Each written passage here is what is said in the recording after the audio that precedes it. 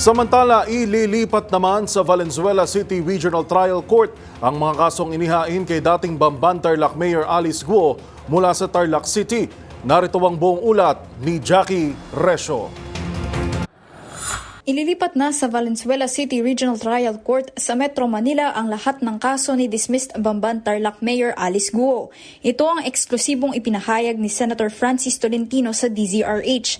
Sinabi ni Tolentino, kinansela na ng Kapas Tarlac RTC ang arraignment ni Guo mamayang hapon at ipadadala na ang lahat ng dokumento kaugnay ng kaso sa Valenzuela City.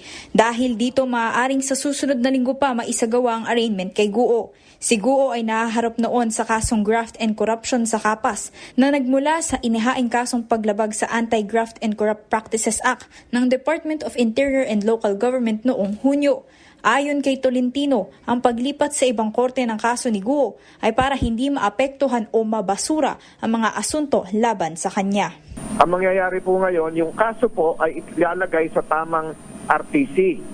Ang tama pong RTC na sinasabi ko noong Martes pa, ang tamang RTC na dapat i-file ang kaso para legal lahat, walang butas, ay ang RTC ng Valenzuela City sa Metro Manila. Okay. So ngayon, papunta na po yung mga case folders at record ng kaso sa RTC Valenzuela at cancel mamayang hapon ang arraignment ni Alice Guo dahil ang arraignment niya ay mapupunta na sa RTC Valenzuela. Para sa MBC TV Network News, ito si Jackie Resio. Una sa Pilipinas, una sa Pilipino.